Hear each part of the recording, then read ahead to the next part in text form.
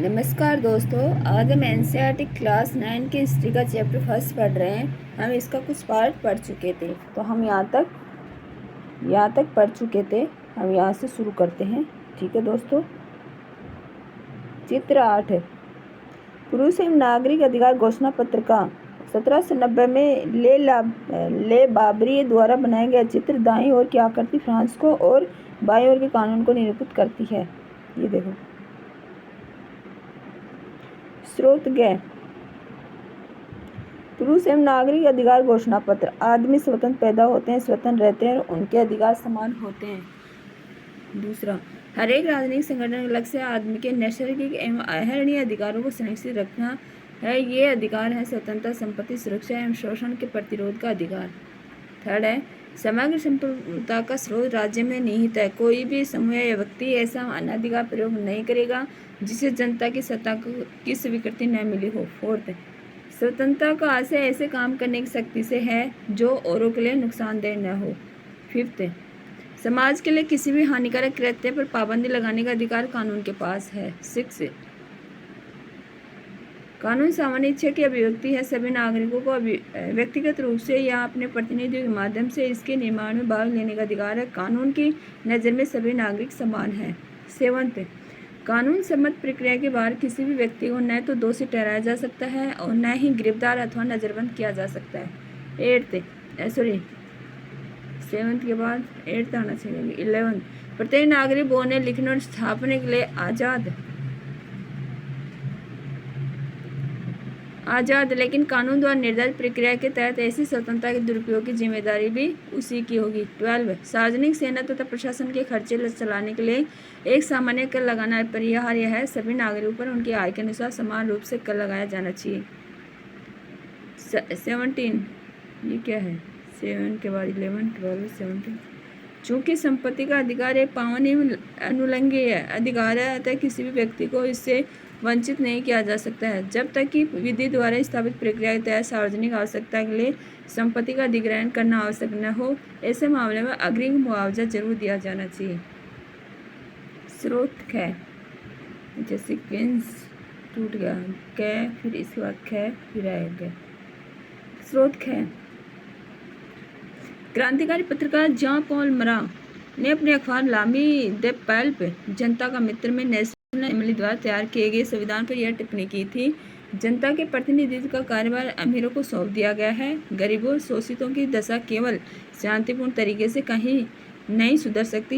यह इस बात का अकाट्य प्रमाण है कि धनाढ्य वर्ग कानून को कैसे प्रभावित करता है। फिर भी ये कानून तभी तक चलेंगे जब तक लोग उन्हें मानेंगे। जिस तरह उन्होंने कुलीनों द्वारा लादे गए जुए को तार फेंका है, एक दिन वही हार से अमीरों का करेंगे। समाचार पत्र लामी द पल्प से उद्धृत।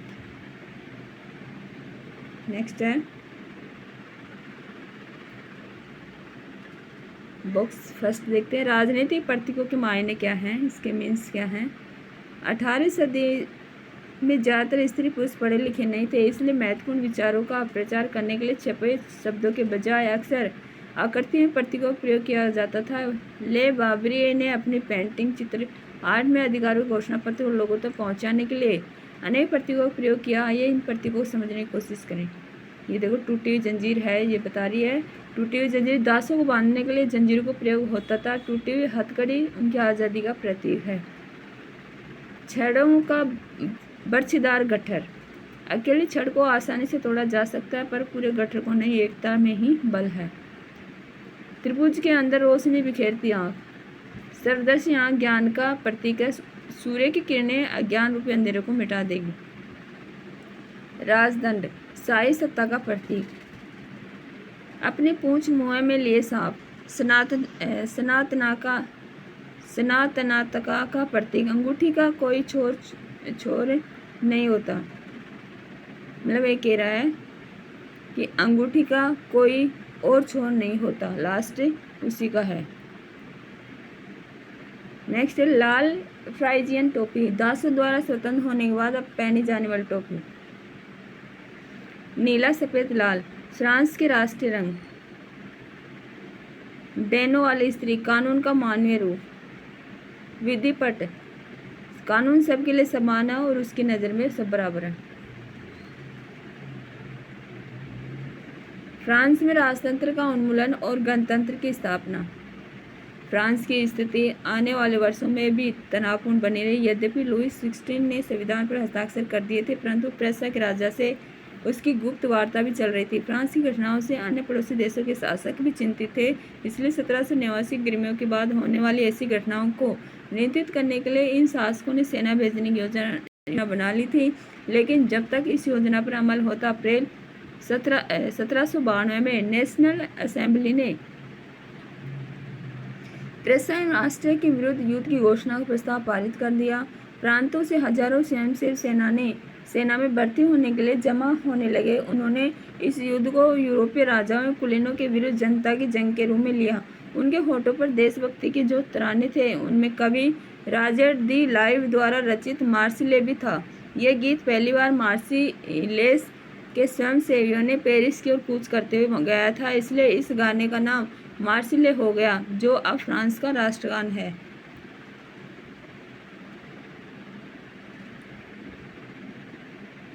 क्रांतिकारी युद्धों से जनता को भारी क्षति एवं आर्थिक कठिनाइयां झेलनी पड़ी। पुरुषों के मोर्चों पर चले जाने के बाद घर परिवार रोजी रोटी की जिम्मेदारी औरतों के कंधों पर आ पड़ी। देश की आबादी के एक बड़े हिस्से को ऐसा लगता था कि क्रांति के सिलसिले को आगे बढ़ाने की जरूरत है, क्योंकि 1791 के संविधान से सिर्फ अमीरों को ही राजनीतिक अधिकार प्राप्त हुए थे।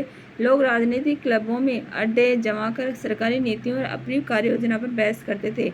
इनमें से जैकोबिन क्लब सबसे सफल था, जिसका नाम पेरिस के भूतपूर्व कॉन्वेंट ऑफ सेंट जैकब नाम पर पड़ा,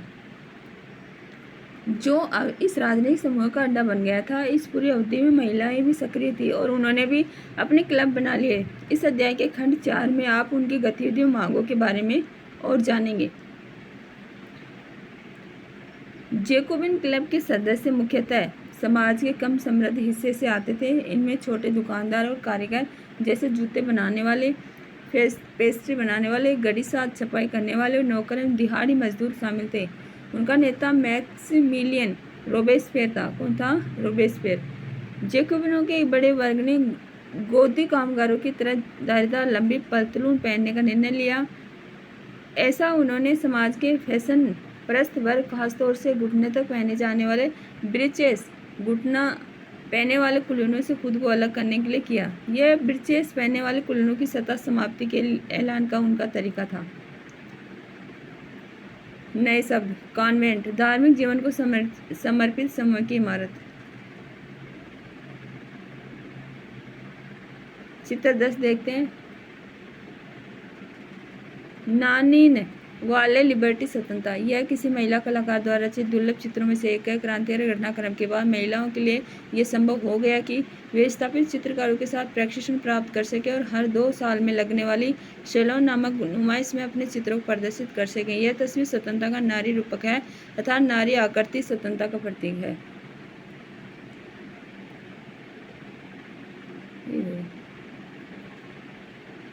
इसलिए जैकोबिन को सोकुलात के नाम से जाना गया, जिसका शाब्दिक अर्थ होता है बिना घुटने वाले। सोकुलात पुरुष लाल रंग की टोपी भी पहनते जो स्वतंत्रता प्रतीक थी, लेकिन महिलाओं को ऐसा करने की अनुमति नहीं थी। सन 1792 की गर्मियों में जैकोबिनों ने खाद्य पदार्थों की महंगाई एवं अभाव से नाराज पेरिस वासियों को लेकर एक विशाल हिंसक विद्रोह की योजना बनाई।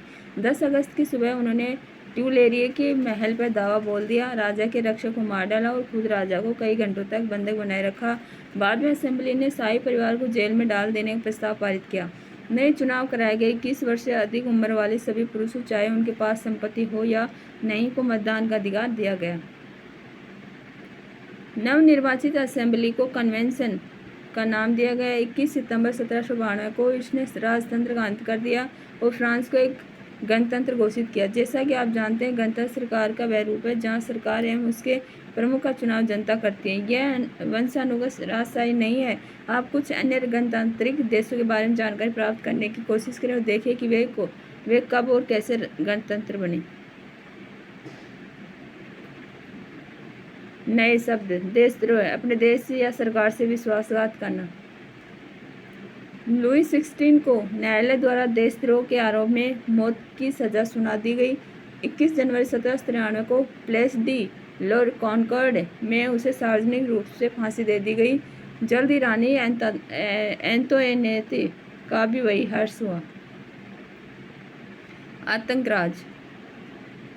सन 1793 से 1794 तक के काल को आतंक का युग कहा जाता है। रोबेस्पियर ने नियंत्रण एवं दंड की सख्त नीति अपनाई। उसके हिसाब से गणतंत्र के जो भी शत्रु थे, कुलीन, पादरी, अन्य राजनीतिक दलों के सदस्य, उसकी कार्यशैली से असहमति रखने वाले पार्टी सदस्य, उन सभी को गिरफ्तार कर जेल में डाल दिया गया और एक क्रांतिकारी न्यायालय द्वारा उन पर मुकदमा चलाया गया। यदि न्यायालय उन्हें दोषी पाता तो गिलोटिन पर चढ़ाकर उनका सिर कलम कर दिया जाता था। गिलोटिन दो खंभों के बीच लटकते और वाली मशीन था, जिस पर रखकर अपराधी का सिर धड़ से अलग कर दिया जाता था। इस मशीन का नाम उसके आविष्कार डॉक्टर गिलोटिन के नाम पर पड़ा। रोबेस्पियर सरकार ने कानून बनाकर मजदूरी एवं कीमतों की अधिकतम सीमा तय कर दी। गोश्त एवं पावरोटी की राशनिंग कर दी गई। किसानों को अपना अनाज शहरों में ले जाकर सरकार द्वारा तय कीमत बेचने के लिए बाध्य किया गया। अपेक्षाकृत महंगे सफ़ेद आटे के इस्तेमाल पर रोक लगा दी गई। सभी नागरिकों के लिए साबुत गेहूं से बनी बराबरी का प्रतीक मानी जाने वाली समता रोटी खाना अनिवार्य कर दिया गया। बोलचाल और संबोधन में भी बराबरी का आचार व्यवहार का लागू करने की कोशिश की गई। परंपरागत मानस्योर, महाशय एवं मदाम महोदय के स्थान पर अब सभी फ्रांसीसी पुरुषों और महिलाओं को सितोयेन नागरिक एवं सितोयिन नागरिका नाम से संबोधित किया जाने लगा। चर्चा को बंद कर दिया गया और उनके भवनों को बैरक या दफ्तर बना दिया गया। रोबेस्पियर ने अपनी नीतियों को इतनी सख्ती से लागू किया कि उसके समर्थक भी त्राही करने लगे। अंततः जुलाई 1794 में न्यायालय द्वारा उसे दोषी ठहराया गया और गिरफ्तार करके अगले ही दिन उसे गिलोटिन पर चढ़ा दिया गया। स्रोतगृह। स्वतंत्रता लिबर्टी क्या है? दो परस्पर विरोधी विचार। क्रांतिकारी पत्रकार कैमिल डेसमालिन्स ने 1793 में यह लिखा कि इसके कुछ ही दिनों बाद आतंकराज के दौरान उसे फांसी दे दी गई। कुछ लोगों का मानना है कि स्वतंत्रता एक शिशु के समान है, जिसे परिपक्व होने तक अनुशासन की अवस्था से गुजरना आवश्यक है, पर सत्य कुछ और है। स्वतंत्रता सुख शांति है, विवेक है, समानता है, न्याय है, यह अधिकारों का घोषणा पत्र है। आप शायद अपने सभी दुश्मनों का सिर काट देना चाहते हैं। क्या इससे बड़ी मूर्खता हो सकती है? क्या किसी एक व्यक्ति को उसके दस्युओं संगे संबंधियों को दुश्मन बनाए बिना फांसी के तख्ते पर लाना संभव है? 7 फरवरी 1794 को रोबेस्पियर ने कन्वेंशन में भाषण दिया, जो ले मोनितेर यूनिवर्सेल अखबार में छपा। उसी भाषण का एक अंश लोकतंत्र को स्थापित और सुदृढ़ करने के लिए संविधान सम्मत शांतिपूर्ण शासन के लिए हमें सबसे पहले अत्याचारी निरंकुशता के विरुद्ध स्वतंत्रता की लड़ाई को अंतिम परिणति तक पहुंचाना होगा।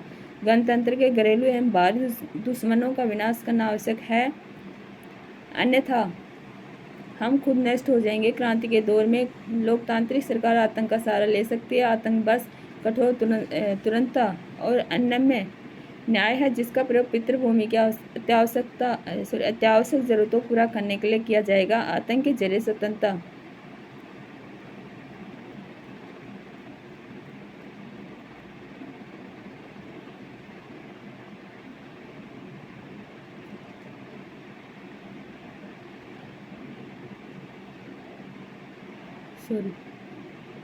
आतंक के जरिए स्वतंत्रता के दुश्मनों पर अंकुश लगाना गणतंत्र के संस्थापक का अधिकार है।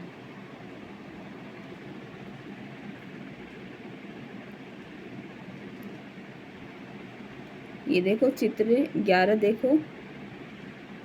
क्रांतिकारी सरकार ने अनेक प्रकार से जनता की वफादारी हासिल करनी चाहिए। उनमें से एक इस प्रकार के उत्सव का आयोजन था। एक गौरवमय इतिहास की आभा को संप्रेषित करने के लिए प्राचीन यूनान और रोम की सभ्यताओं के प्रतीकों का इस्तेमाल किया गया। मंच के बीचों बीच बने पायों पर टिका हुआ क्लासिकी मंडप अस्थायी सामग्री का बना था, जिसे जब चाहे तोड़ा जा सकता था। ये देखो,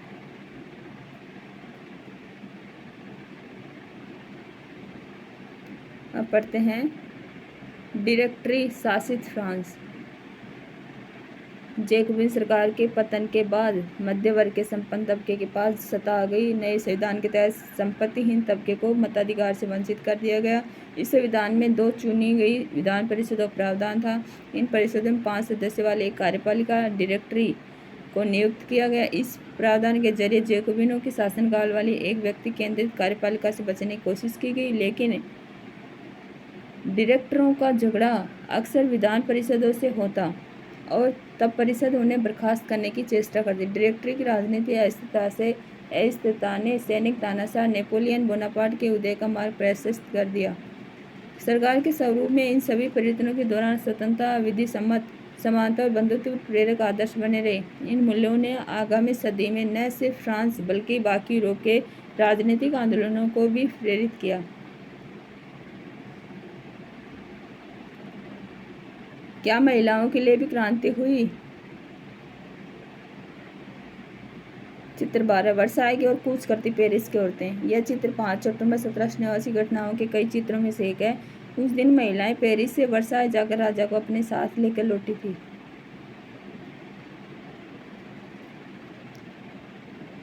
महिलाएं शुरू से ही फ्रांसीसी समाज में इतने अहम परिवर्तन लाने वाली गतिविधियों में सक्रिय रूप से शामिल थी। उन्हें उम्मीद थी कि उनकी भागीदारी क्रांतिकारी सरकार को उनका जीवन सुधारने हेतु ठोस कदम उठाने के लिए प्रेरित करेगी। तीसरे एस्टेट की अधिकांश महिलाएं जीविका निर्वाह के लिए काम करती थी। वे सिलाई बुनाई, कपड़ों की धुलाई करती थी, बाजारों में फल फूल सब्जियां बेचती थी अथवा संपन्न घरों में घरेलू काम करती थी। बहुत सारी महिलाएं वेश्यावृत्ति करती थी। अधिकांश महिलाओं के पास पढ़ाई लिखाई तथा व्यावसायिक प्रशिक्षण के मौके नहीं थे। केवल कुलीनों की लड़कियां अथवा तीसरे एस्टेट के सभी परिवारों की लड़कियां ही कॉन्वेंट में पढ़ पाती थी। इसके बाद उनकी शादी कर दी जाती थी। कामकाजी महिलाओं को अपने परिवार का पालन पोषण भी करना पड़ता, जैसे खाना पकाना, पानी लाना, लाइन लगाकर पाव रोटी लाना, बच्चों की देखरेख आदि करना। उनकी मजदूरी पुरुषों की तुलना में कम थी। महिलाओं ने अपने हितों की हिमायत करने और उन पर चर्चा करने के लिए खुद के राजनीतिक क्लब शुरू किए और अखबार निकाले। फ्रांस के विभिन्न नगरों में महिलाओं के लगभग 60 क्लब अस्तित्व में आए। उनमें the society of revolutionary and Republican women सबसे मशहूर क्लब था। उनकी एक प्रमुख मांग यह थी कि महिलाओं को पुरुष के समान राजनीतिक अधिकार प्राप्त होने चाहिए। महिलाएं इस बात से निराश हुई कि 17 सिख राणियों के संविधान में उन्हें निष्क्रिय नागरिक का दर्जा दिया गया था। महिलाओं ने मताधिकार, असेंबली के लिए चुने जाने तथा राजनीतिक पदों की मांग रखी। उनका मानना था कि तभी नई सरकार ने उनके हितों का प्रतिनिधित्व हो पाएगा। प्रारंभिक वर्षों में क्रांतिकारी सरकार ने महिलाओं के जीवन में सुधार लाने वाले कुछ कानून लागू किए। सरकारी विद्यालयों की स्थापना के साथ ही सभी लड़कियों के लिए स्कूली शिक्षा को अनिवार्य बना दिया गया। अब पिता उन्हें उनकी मर्जी के खिलाफ शादी के लिए बाध्य नहीं कर सकते थे। शादी को स्वैच्छिक अनुबंध माना गया और नागरिक कानूनों के तहत उनका पंजीकरण किया जाने लगा। तलाक को कानूनी रूप दे दिया गया और मर्द औरत दोनों को ही इसकी अर्जी देने का अधिकार दिया गया। अब महिलाएं व्यावसायिक प्रशिक्षण ले सकती थी, कलाकार बन सकती थी और छोटे छोटे व्यवसाय चला सकती थी। फिर भी राजनीतिक अधिकारों के लिए महिलाओं का संघर्ष जारी रहा। आतंक राज के दौरान सरकार ने महिला क्लबों को बंद करने और उनकी राजनीतिक गतिविधियों पर प्रतिबंध लगाने वाला कानून किया गया। कई जानी मानी महिलाओं को गिरफ्तार कर लिया गया और उनमें से कुछ को फांसी पर चढ़ा दिया गया। मताधिकार, समान वेतन के लिए महिलाओं का आंदोलन अगली सदी में भी अनेक देशों में चलता रहा। मताधिकार का संघर्ष 19वीं सदी के अंत एवं 20वीं सदी के प्रारंभ तक अंतर्राष्ट्रीय मताधिकार आंदोलन के जरिए जारी रहा। क्रांतिकारी आंदोलन के दौरान फ्रांसीसी महिलाओं की राजनीतिक सरगर्मियों को प्रेरक स्मृति के रूप में जिंदा रखा गया। अंततः सन 1946 में फ्रांस की महिलाओं ने मताधिकार हासिल कर लिया।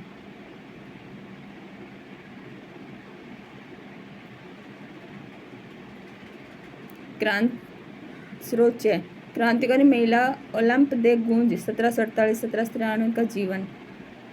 ओलंप दे गूंज क्रांतिकालीन फ्रांस की राजनीतिक रूप से सक्रिय महिलाओं में सबसे महत्वपूर्ण थी। उन्होंने संविधान तथा पुरुष एवं नागरिक अधिकार घोषणा पत्र का विरोध किया क्योंकि उसमें महिलाओं को मानव मातृ मूलभूत अधिकारों से वंचित रखा गया था। इसलिए उन्होंने सन 1793 में महिला एवं नागरिक अधिकार घोषणा पत्र तैयार किया, जिसे महारानी और नेशनल असेंबली के सदस्यों के पास यह मांग करते हुए भेजा कि इस पर कार्रवाई की जाए। सन 1793 में ओलंप दे गूंज ने महिला क्लबों को जबरदस्त बंद कर देने के लिए जैकोबिन सरकार की आलोचना की। उन पर नेशनल कन्वेंशन द्वारा देशद्रोह का मुकदमा चलाया गया। इसके तुरंत बाद उन्हें फांसी पर लटका दिया गया। ओलंपिक गूंज के घोषणा पत्र में उल्लिखित कुछ मूलभूत अधिकार। औरत फर्स्ट है, औरत जन्मना स्वतंत्र और अधिकारों में पुरुष के समान है। सेकंड, सभी राजनीतिक संगठनों का लक्ष्य पुरुष और महिला के नैतिक अधिकारों को संरक्षित करना है। यह अधिकार है स्वतंत्र संपत्ति सुरक्षा और सबसे बढ़कर शोषण के प्रतिरोध का अधिकार। थर्ड, समग्र संपूर्णता का स्रोत राष्ट्र में निहित है, जो पुरुषों और महिलाओं के संघ के सिवाय कुछ नहीं है। फोर्थ है, कानून सामान्य इच्छा की अभिव्यक्ति होनी चाहिए, तभी महिला एवं पुरुष नागरिक का या तो व्यक्तिगत रूप से या अपने प्रतिनिधि के माध्यम से विधि निर्माण में दखल होना चाहिए। यह सभी के लिए समान होना चाहिए। सभी महिला और पुरुष नागरिक अपनी योग्यता और प्रतिभा के बल पर समान रूप से एवं बिना किसी भेदभाव के हर तरह के समान सार्वजनिक पद के हकदार हैं। फिफ्थ है, कोई भी महिला अपराध नहीं है, वह विधि सम्मत प्रक्रिया द्वारा अपराधी ठहराई जा सकती है, गिरफ्तार और नजरबंद की जा सकती है। पुरुषों की तरह महिलाएं भी इस कठोर कानून का पालन करें।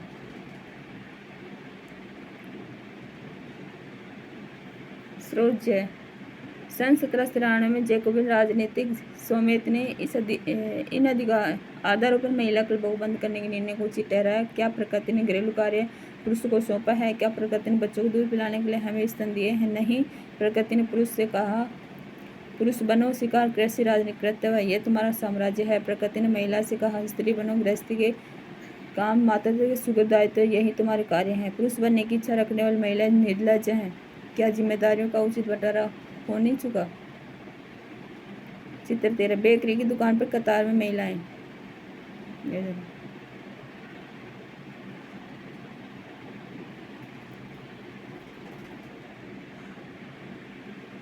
दास प्रथा का उन्मूलन।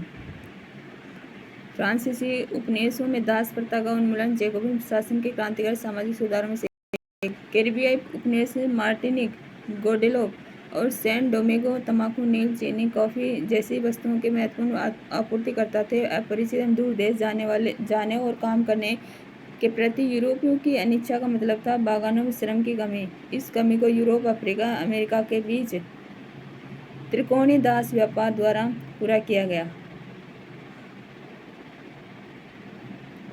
दास व्यापार 17वीं शताब्दी में शुरू हुआ। फ्रांसीसी सौदागर बोर्दे या नानते बंदरगाह से अफ्रीका तट पर जहाज ले जाते थे, जहां वे स्थानीय सरदार से दास खरीदते और दासों को दाग कर एवं हथकड़ियाँ डालकर अटलांटिक महासागर पार कैरिबियाई देशों तक 3 माह की लंबी समुद्री यात्रा के लिए जहाज़ों में ठूंस दिया जाता था। वहाँ उन्हें बागान मालिकों को बेच दिया जाता था। दास श्रम के बल पर यूरोपीय बाजारों में चीनी, कॉफी और नील की बढ़ती मांग को पूरा करना संभव हुआ।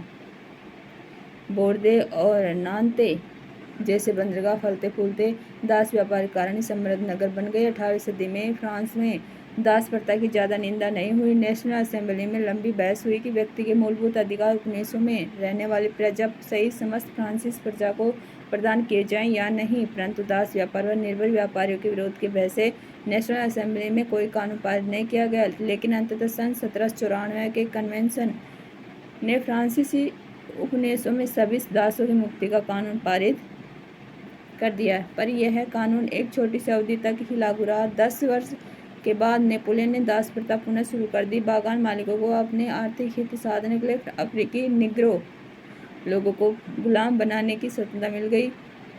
फ्रांसीसी उपनिवेशों से अंतिम रूप से दास प्रथा का उन्मूलन 1848 में किया गया। नए शब्द, निग्रो, अफ्रीका में सहारा रेगिस्तान के दक्षिण में रहने वाले स्थानीय लोग। यह अपमानजनक शब्द है जिसका अब प्रायः इस्तेमाल नहीं किया जाता। क्रांति और रोजाना की जिंदगी। क्या राजनीति लोगों का पहनावा, उनकी बोलचाल अथवा उनके द्वारा पढ़ी जाने वाली पुस्तकों को बदल सकती है? सन 1789 से बाद के वर्षों में फ्रांस के पुरुषों, महिलाओं, बच्चों के जीवन में ऐसे अनेक परिवर्तन आए। क्रांतिकारी सरकारों ने कानून बनाकर स्वतंत्रता और समानता के आदर्शों को रोजाना की जिंदगी में उतारने का प्रयास किया। बास्तिल के विध्वंस के बाद सन 1789 की गर्मियों में जो सबसे महत्वपूर्ण कानून अस्तित्व में आया वह था सेंसरशिप की समाप्ति। प्राचीन राजतंत्र के अंतर्गत तमाम लिखित सामग्री और सांस्कृतिक गतिविधियों, किताब, अखबार, नाटक को राजा के सेंसर अधिकारियों द्वारा पास किए जाने के बाद ही प्रकाशित या मंचित किया जा सकता था, परंतु अब अधिकारों के घोषणा पत्र ने भाषण एवं अभिव्यक्ति की स्वतंत्रता को नैसर्गिक अधिकार घोषित कर दिया गया। परिणाम स्वरूप फ्रांस के शहरों में अखबारों, प्रेसों, पुस्तकों एवं छपी तस्वीरों की बाढ़ आ गई। जहाँ से वह तेजी से गांव देहात तक जा पहुंची। उन्हें फ्रांस में घट रही घटनाओं में परिवर्तनों का ब्यौरा उन पर टिप्पणी होती थी। प्रेस की स्वतंत्रता का मतलब यह था कि किसी भी घटना पर परस्पर विरोधी विचार भी व्यक्त किए जा सकते थे। प्रिंट माध्यम का उपयोग करके एक पक्ष ने दूसरे पक्ष को अपने दृष्टिकोण से सहमत कराने की कोशिश की। नाटक, संगीत एवं उसवी जुलूसों में असंख्य लोग जाने लगे। स्वतंत्रता और न्याय के बारे में राजनीतिज्ञों और दार्शनिकों के पांडित्यपूर्ण लेखन को समझने उससे जुड़ने का यह लोकप्रिय तरीका था, क्योंकि किताबों को पढ़ना तो मुट्ठी भर शिक्षितों के लिए ही संभव था।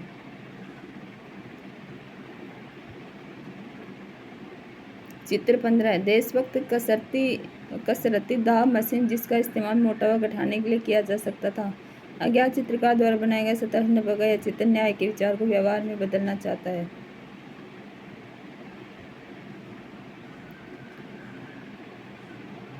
चित्र 16 मरा जनता को संबोधित करते हुए लुई लियोपोल्ड बोल्डी रचित चित्र।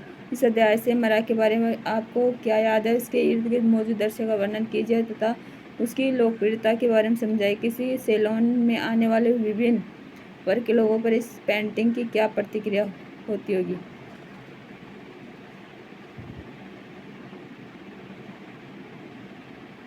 सारांश देखते हैं।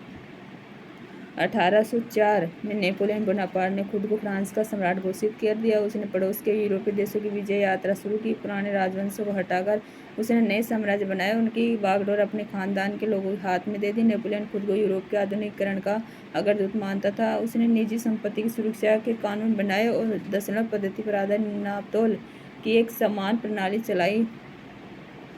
शुरू में बहुत सारे लोगों को नेपोलियन मुक्तिदाता लगता था। उससे जनता को स्वतंत्रता दिलाने की उम्मीद थी, पर जल्दी ही उसकी सेनाओं को लोग हमलावर मानने लगे। आखिरकार 1815 में वाटरलू में उसकी हार हुई। यूरोप के बाकी हिस्सों में मुक्ति और आधुनिक कानूनों को फैलाने वाले उसके क्रांतिकारी उपायों का असर उसकी मृत्यु के काफी समय बाद सामने आया। चित्र 17 आल्प्स पार करता नेपोलियन, डेविड द्वारा बनाए गए ये चित्र।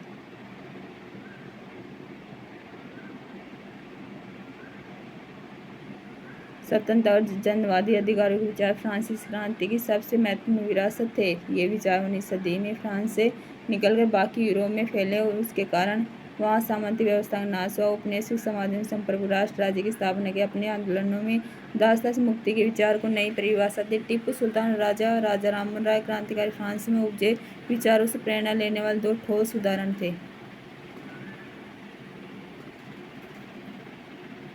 तो दोस्तों चैप्टर बहुत लेंदी था, कंप्लीट हुआ। क्वेश्चन आंसर देख लेते अपन।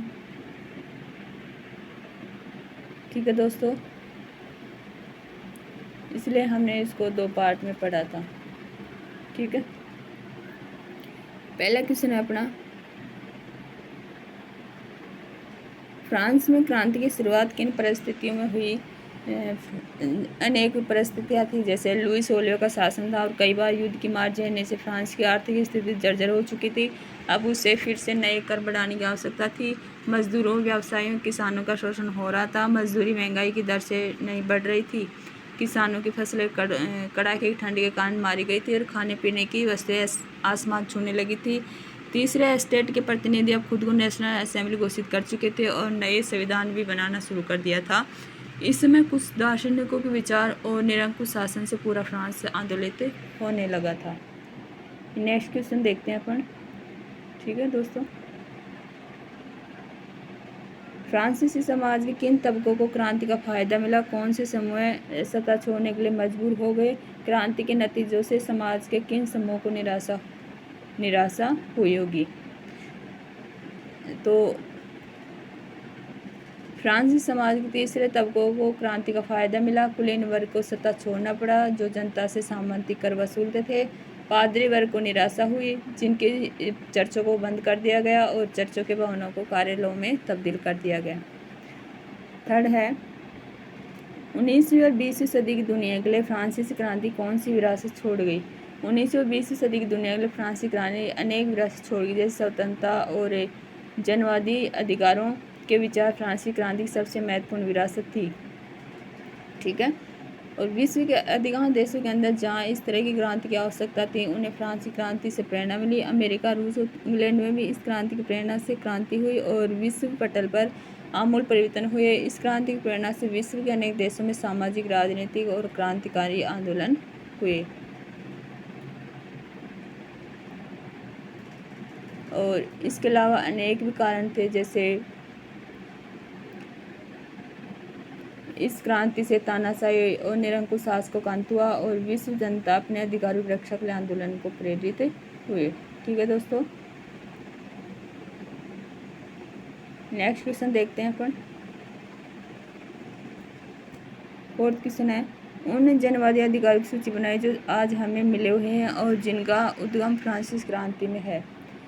जैसे जीवन का अधिकार है, अभिव्यक्ति की स्वतंत्रता के अधिकार है, कानूनी बराबरी के अधिकार है, स्वतंत्रता, विधि समझ, समानता और बंधुत्व। ठीक है, ये फ्रांसीसी क्रांति से प्रेरित हैं। फिफ्थ क्वेश्चन देखते हैं अपन।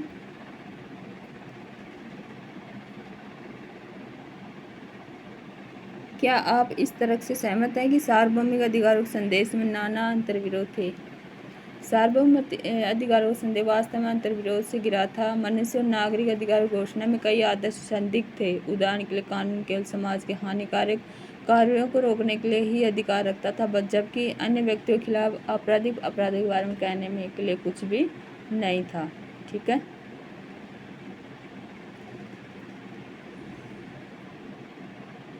घोषणा में यह कहा गया था कि कानून सामान्य इच्छा की अभिव्यक्ति है, सभी नागरिकों को इसके गठन में भाग लेने का अधिकार है और सभी नागरिक इसके समक्ष समान है। जबकि उस समय जब फ्रांस एक संवैधानिक राजशाही बन गया था, तब लगभग 3 लाख पुरुषों और महिलाओं को जो 25 वर्ष के आयु के अंतर्गत थे, उन्हें वोट देने की अनुमति नहीं थी। अतः इससे स्पष्ट है कि सार्वभौमिक अधिकार फ्रांसीसी समाज के कुछ वर्गों तक ही सीमित था और संविधान अमीरों के लिए ही उपलब्ध था। ठीक है, लास्ट क्वेश्चन है 6 क्वेश्चन, नेपोलियन के उदय को कैसे समझा जा सकता है? नेपोलियन बोनापार्ट का जन्म 1769 ईस्वी में रोम सागर के द्वीप कोर्सिका की राजधानी अजासियो में हुआ था। वह असाधारण प्रतिभा का स्वामी था। उसने पेरिस के फौजी स्कूल में शिक्षा प्राप्त कर सेना में भर्ती हुआ और असीम वीरता, साहस और सैनिक योग्यता द्वारा उन्नति कर सेनापति बन गया। उसने ब्रिटेन, ऑस्ट्रिया और सार्डिनिया के विरुद्ध विजय प्राप्त की। तत्पश्चात वह डायरेक्टरी का प्रथम बना और थोड़े समय में ही वह फ्रांस का सम्राट बन गया। उसने अपनी योग्यता और कुशलता से फ्रांस में शांति व्यवस्था स्थापित की। तो दोस्तों, चैप्टर हमने पूरा किया। क्वेश्चन आंसर भी देखिए। नेक्स्ट चैप्टर में जल्दी मिलते हैं। Thank you.